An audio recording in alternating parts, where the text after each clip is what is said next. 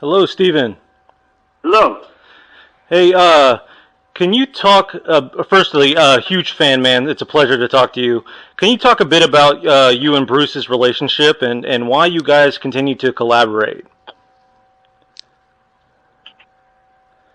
Yeah, we first met Bruce in Prince Edward Island back in about 1998. And he was directing. He came in to direct a TV show that Lisa and I were doing called Emily of New Moon. And we hit it off great. And then the next thing we did was American Whiskey Bar. That was about a couple of months after that, where we did it. It was from a novel. We adapted a novel, or Bruce had adapted a novel, and we did it in Moses Neimer's storefront at City TV with a live audience, and it was live to air. You know, went straight, no delay. Yeah. And that was really exciting. Yeah, that's interesting. That was back in '98, looks like. Yeah. Yeah. Yeah, and then we just kind of, Bruce kept, luckily, asking me to do things with him. And then, we got into, he sent me Tony's book, Pontypool Changes Everything. Mm-hmm. And he wanted to make it into a movie, so we worked on that for about, 10 years. There were probably a dozen scripts came out of it. And it just kept going because, when I watch Bruce's movies, the ones I'm not in, every character, he manages to make the actors look like they belong. I've never seen a movie, one of Bruce's movies, with an actor who looked out of place. It's interesting you would say that because I spoke with him yesterday, and he mentioned that he loves working with you because of something similar. He says that he loves how thoughtful you are when it comes to character creation. So my question is, how much of these guys, the Johnny and the trumpet player, were, on paper, and how much of it was you? Like, how much did you, have a hand in? Well, we would get together, the four of us, every couple of months for about off and on for about 3 years and talk through things. So it's really hard to tell where one thing began and another left off, Yeah. I can't remember.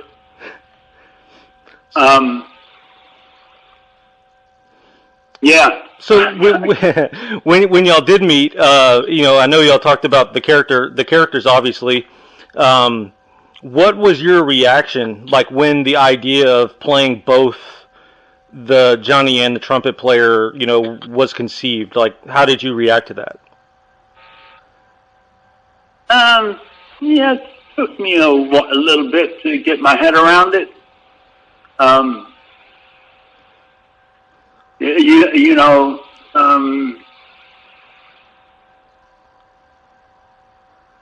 But then it made more and more sense with the whole movie. Yeah.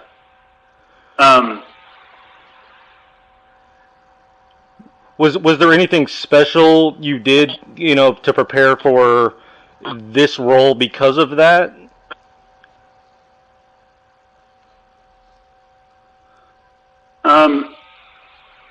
No, other than working on the trumpet and singing.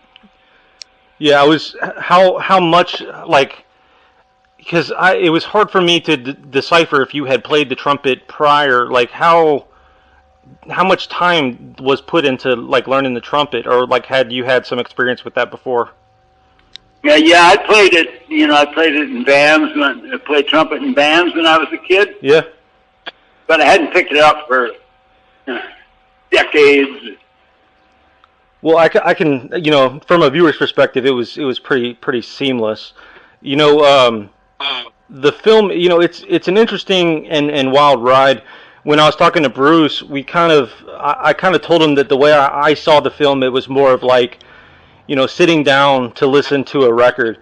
There's different songs and different beats and different tones, and not every song is going to be the same. And just like not every album is going to be the same. But I guess that leads me to like, and you kind of touched on it a little bit whenever you guys, whenever it was conceived that you were going to play both Johnny and the trumpet player. Was there ever a point, maybe while you were on set, in between scenes, where you thought, man, like, how is this going to work on screen? Like, how are they going to work the magic, with this scene? Oh, yeah. Yeah, definitely. Especially in the, where I'm playing opposite myself. Yeah. Where I'm on both sides of the scene. It worked perfectly. Like I told Bruce, I was like, most people are going to go into this, assuming or thinking maybe you have a twin. Yeah. So I watched the film with my fiance, and while I've seen a few other films with him, she'd be mad if I didn't ask what it was like working with Henry Rollins. No, he's a delightful guy. Yeah, very sweet guy. And like, what was it like working like on set with him? Like his because y'all had quite a few scenes together, and I've seen him in multiple things, and he always seems to be a class act. He is. Yeah. He really bears down. He really wants to add to the movie. Yeah. Which is great. He's not a guy who comes in and, with his whole bag of tricks. He's not like that at all.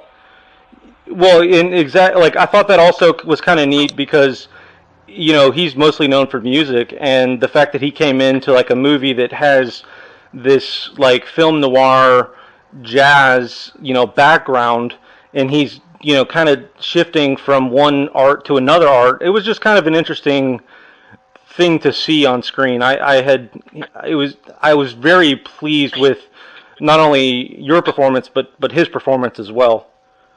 Yeah. And go ahead. Sorry. I didn't really know him before. I knew he and Bruce were friends, but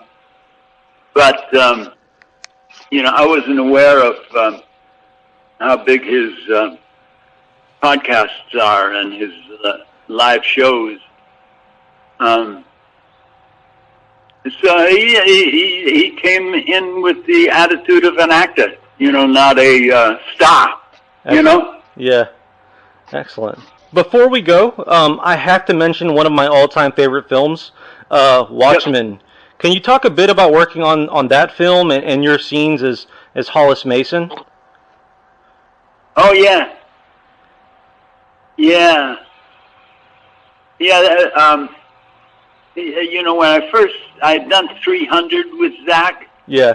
And then he called me up and said he wanted me to do this. He sent me the script. And, I said, at that point, there was only what's in the final cut. That was the script. So I said to Zach, and I was reading the comic book or the graphic novel, and I said, you need at least 2 more scenes. And he said, he got back to me and he said, yeah, we can do that. I think you're right. And then when we were doing those 2 extra scenes, I got the feeling from the producers that they were a little annoyed that Zach was including them. And then when the movie was completed, he called me up and said, I have good news and bad news. The good news is all the scenes are in the director's cut, and you know what the bad news is. Well, that's awesome, man, because that's the only way I watch it is the director's cut. So that's really cool to hear. Yeah. Good guy. Excellent, man. Well, I'm a huge fan, like I said. Thank you for chatting with me. Here at CineDump, we let the doers know how they're doing, man. And Stephen, you're doing just fine. I've been a fan since X-Files, so you keep making the good shit, and I'll keep watching the good shit, man. Thank you so much for your time. Wonderful. Thank you.